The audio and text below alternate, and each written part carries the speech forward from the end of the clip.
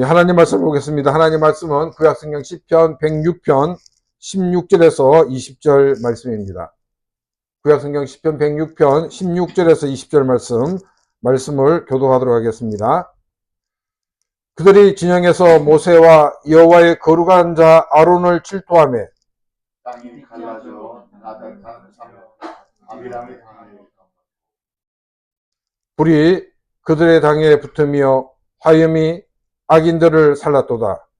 그들이 호렙에서 송아지를 만들고 구워 만든 우상을 경배하여 같이 읽겠습니다. 자기 영광을 풀먹는 소의 형상으로 바꾸었도다.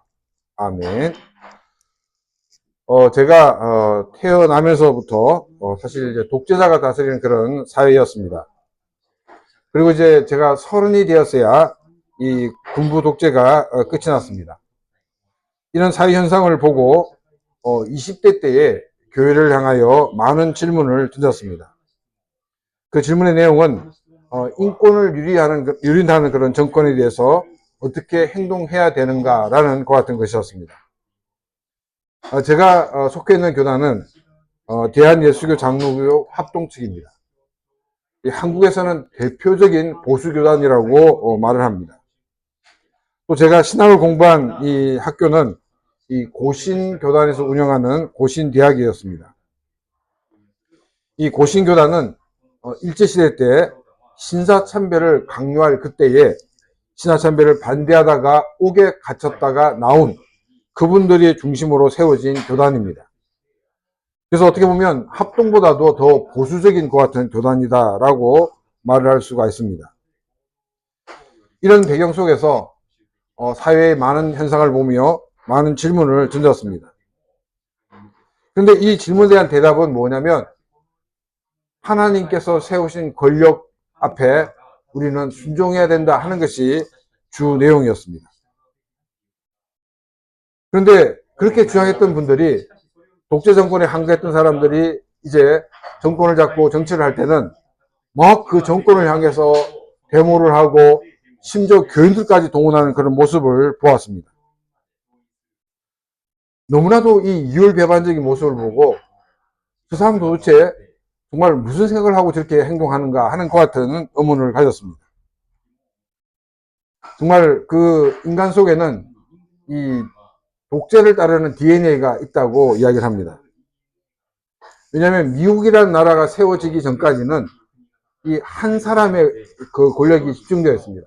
그러니까 왕을 중심으로 모든 정치가 이루어졌습니다. 그러니까 오랫동안 한 사람에 의해서 지배를 받는 것이 젖어 있는 것이 우리 인간이라는 것입니다. 그런데 이제 민주화가 되고 이렇게 되면서 주권이 국민에게 있다. 이럴 때 불안한 마음을 느끼고 이제 왕권을 복귀하려는 그 같은 왕당파가 있게 되는 것을 우리는 역사를 통해서 보았습니다. 근데 이런 DNA가 어떻게 보면 우리가 사회생활 하는데도 굉장히 마이너스일 뿐 아니라 우리의 신앙생활에도 마이너스가 된다는 것입니다. 교회에서는 이 목회자나 또 혹은 이 당회에서 잘못된 방향으로 나갈 때 이 문제를 제기하는 사람들이 있게 됩니다. 근데 문제를 제기하는 사람이 오히려 문제가 있는 것처럼 치부할 때가 많이 있습니다. 이 사람들은 뭐라고 얘기하냐면, 자, 이 다윗과 사울의 그 관계 속에서 다윗이 이 사울을 칠 수 있는 기회가 있었지만 하나님이 세우신 자이기 때문에 치지 않았느냐, 이런 것을 강조하면서 자기에 대해서 반대하는 것을 이렇게 제압하는 것을 종종 보게 됩니다. 여러분, 이 말이 얼마나 모순됩니까? 이 말은 자기 스스로가 나는 지금 다윗의 입장이 아니라 사울의 입장에 있습니다 라는 것 같은 고백과 같은 것입니다. 그래서 우리가 있던 이 교회의 권위에 대해서 어떤 자세를 가져야 되는 것이 다른 것인가, 또한 우리는 이런 마음을 가지고 또한 세상에 대해서 어떤 자세를 가져야 되는가, 이것이 우리가 정말 크리스천으로서 고민해야 되는 문제이고 또한 우리들이 정립해야 되는 것 같은 자세인 것을 우리는 기억을 해야 됩니다. 오늘 이처럼 이렇게 이야기를 하는 이유는 뭐냐면 오늘 본문의 내용이 권위에 대한 그런 도전과 그에 대한 반응, 여러 가지 것이 기록되어 있는 내용이기 때문입니다. 그래서 우리가 오늘 이 본문 말씀을 통해서 우리가 크리스찬으로서 우리가 어떤 범위 안에서 권위를 인정하고 그 권위를 따라가야 될 것인가 하는 것을 함께 생각해 보는 시간이 되었으면 합니다. 16절에서 18절 말씀입니다. 그들이 진영에서 모세와 여호와의 거룩한 자 아론을 질투하세 땅이 갈라져 다단을 삼키며 아비람의 당을 덮었고 불이 그들의 당에 붙으며 화염이 악인들을 살랐도다. 지금 방금 읽은 이 16절에서 18절 이 말씀은 민수기 16장 1절 이하에 그 기록된 사건을 아주 압축적으로 요약한 말씀입니다. 우리가 지난주까지 우리가 함께 묵상한 것은 뭐냐면은 이집트에서 나온 이스라엘 백성들이 홍해를 건넜고 그리고 마라를 지나고 또 엘림에서 오아시스를 만난 것, 그 신광야에서 먹는 문제를 가지고 하나님께 불평을 늘어놨던 것에서 살펴보았습니다. 이제 이스라엘 백성들이 시내산에 도착을 하였습니다. 시내산에서 하나님과 언약이 체결되게 됩니다. 그러고 난 다음에 출애굽한 다음 약 2년 반쯤이 지날 그 무렵에 가데스 바니아라는 지역에 도착을 하였습니다. 하나님께서는 이 각 지파마다 한 명을 선택하여서 12명의 이 스파이를 이 가나안 땅에 보내면서 그 땅을 한번 살펴보아라고 이야기를 합니다. 이 12명이 40일 동안 이 가나안 땅을 돌아보고 돌아왔습니다. 이 12명의 보고의 동일한 내용이 뭐냐면 정말 이 가나안 땅은 말처럼 젖과 꿀이 흐르는 땅입니다 라는 것이 그들의 일관된 보고였습니다. 그런데 이 12명 중에 10명은 뭐라고 얘기하냐면 우리는 그들과 비교할 때 우리는 정말 이 메뚜기에 불과하다 이렇게 이야기를 하였습니다. 많은 사람들이 울음을 터뜨리고 우리가 이제 끝났구나. 아니 젖과 꿀이 흐르는 땅이면 뭐합니까? 우리가 상대할 수 없는 상대인데. 그런데 그때 두 명이 뭐라고 얘기하냐면 저들은 우리의 밥이다 라고 이렇게 이야기를 합니다. 우리가 충분히 이길 수 있는 것이라는 겁니다. 그런데 사람들은 이 소수보다는 다수를 따르기 마련입니다. 그래서 하나님을 향하여 원망과 불평을 늘어놓게 되고 그 때문에 이스라엘 백성들은 곧장 가나안으로 들어가지 못하고 40년 동안 광야를 방황하게 됩니다. 이 40년 동안 광야를 방황하게 된 이유가 뭐냐면 40일 동안 정착했기 때문에 이 하루를 1년으로 계산해서 40년을 방황하게 되었습니다. 그것이 이제 그 민수기 11장에서 14장의 내용입니다. 15장에 와서는 하나님께 제물을 드리는 문제에 대해서 이야기를 하고 있고 그리고 그 끝부분에서는 이제 안식일에 대한 이야기를 하면서 안식일을 범한 사람을 처단하는. 근데 이들이 주장한 내용이 뭐냐면 우리도 이스라엘이 아니냐. 우리도 하나님의 거룩한 백성인데 왜 아론만 제사장이 되어야 되느냐 하는 것에 문제를 제기하였습니다. 너희들이 왕처럼 이렇게 군림하려는 것이 아니냐라고 반문을 하였습니다.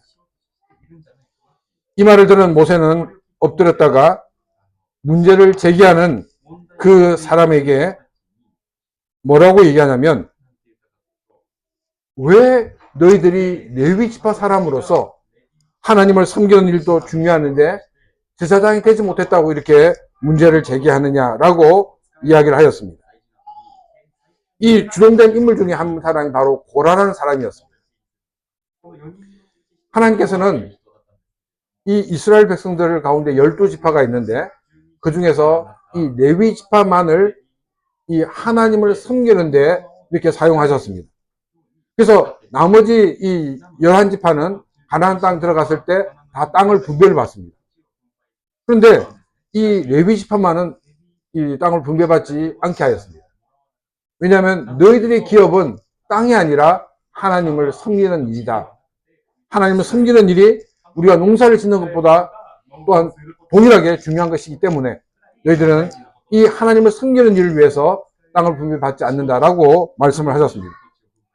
그럼 이 레위 지파만이 이 성막에서 여러 가지 일을 할 수가 있었고 그 가운데서 아론과 아론의 자손들만이 제사장이 될 수가 있었습니다.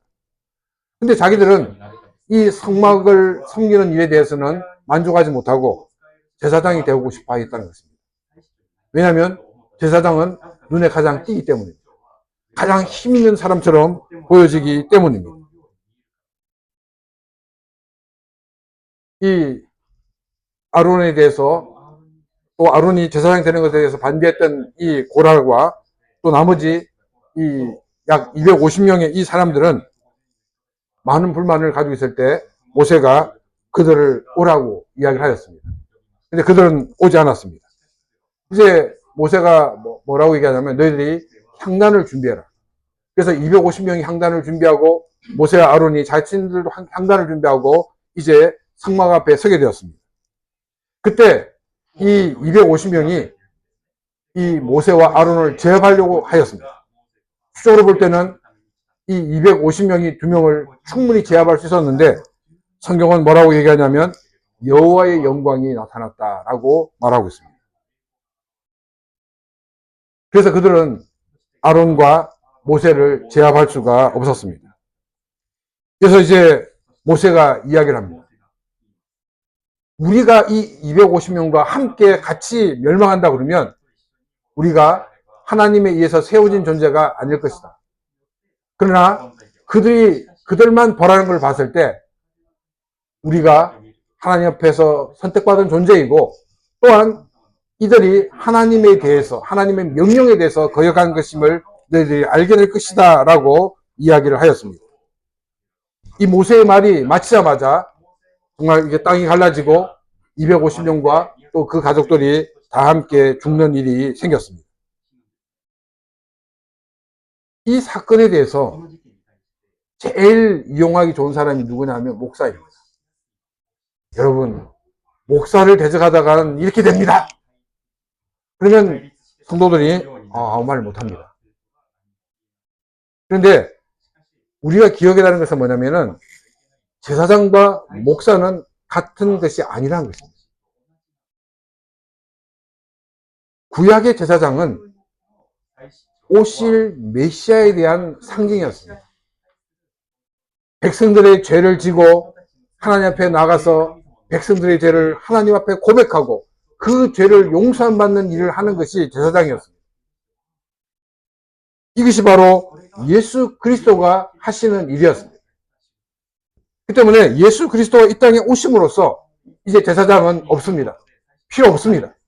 왜냐하면 예수 그리스도가 제사장이셨고 예수 그리스도가 자신을 제물로 드렸기 때문입니다. 신약에서는 이 제사장이 나오지 않습니다. 신약 교회에서는 목사가 나옵니다. 장로가 나옵니다. 교사가 나옵니다. 그 제사장과 다른 교회를 섬기는 일이 있음을 우리에게 보여주고 있습니다. 목사가 권위를 갖는 것은 제사장과 같은 그런 권위를 말하는 것이 아닙니다. 물론 이제 천주교나 또 이제 우리 개신교 같은 경우는 감리교 같은 경우에는 이 사역자에 대해서 굉장히 제사장처럼 이렇게 대우를 합니다.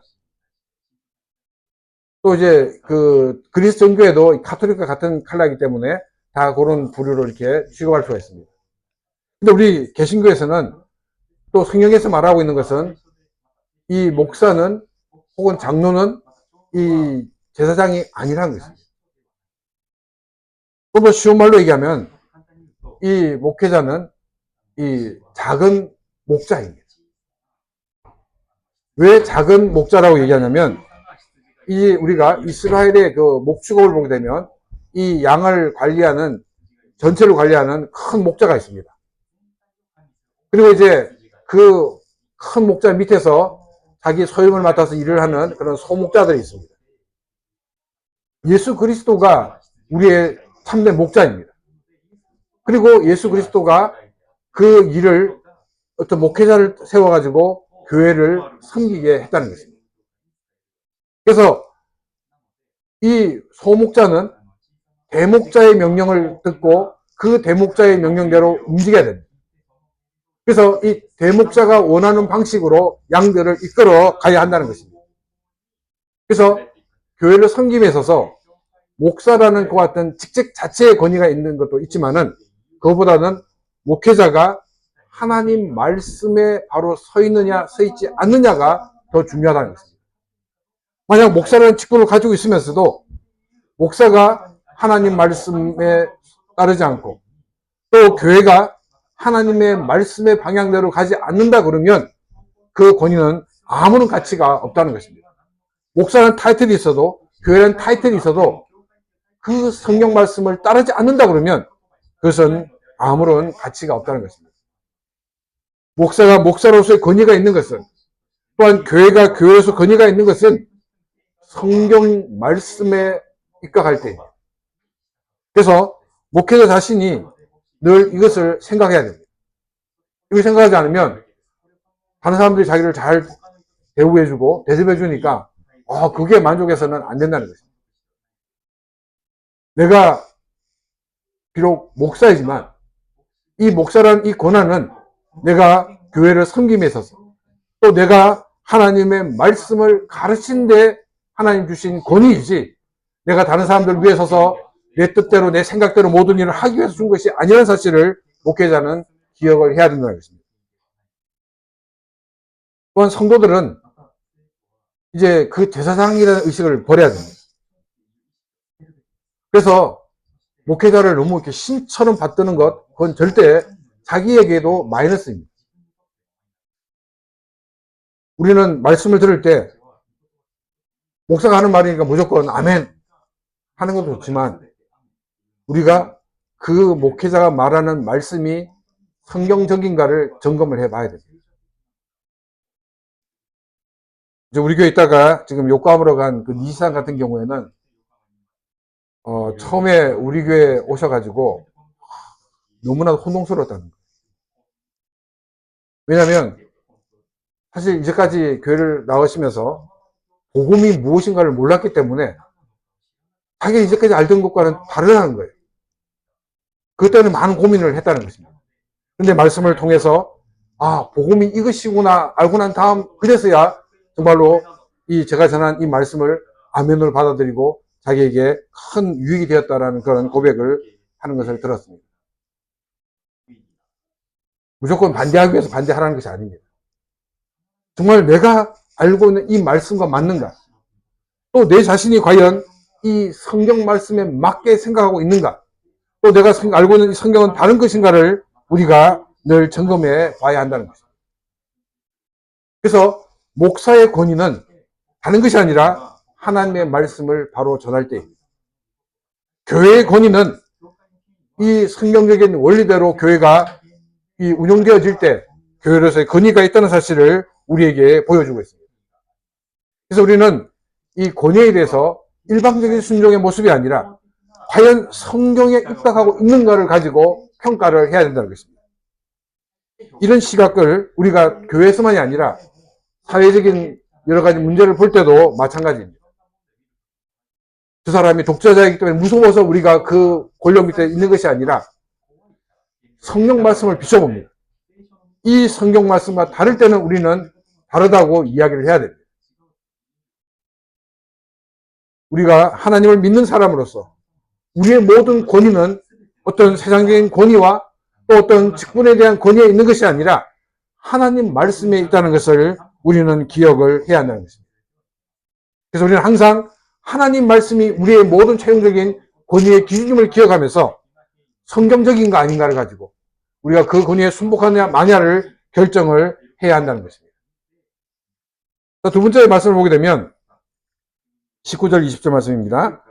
그들이 호렙에서 송아지를 만들고 부어 만든 우상을 경배하여 자기 영광을 풀먹는 소의 형상으로 바꾸었도다. 모세가 시내산에 율법을 받으러 올라갔습니다. 근데 소식이 없습니다. 이스라엘 백성들은 오랫동안 노예 생활을 했습니다. 정말 노예의 근성이 아직까지 남아있는 겁니다. 지금 모세가 눈에 보이지 않자 그들은 불안했습니다. 그래서 아론에게 뭐라고 얘기하냐면 우리를 위하여 신을 만들라고 이야기를 합니다. 근데 그 원성이 너무나도 커서 이 불안한 이 아론이 이제 금송아지를 만들게 됩니다. 그리고 그 금송아지를 자기의 신이라고 숭배를 하게 된다는 것입니다. 자, 그러면 여러분, 신이란 존재가 어떤 존재가 되었으면 좋겠습니까? 강한 존재가 되었으면 좋겠습니까? 약한 존재가 되었으면 좋겠습니까? 우리는 신이 기왕이면 강한 신이 되었으면 좋겠습니다. 근데 왜 이스라엘 백성들은 호랑이나 사자의 모양으로 이 우상을 만들지 않고 소의 모양으로 만들었을까요?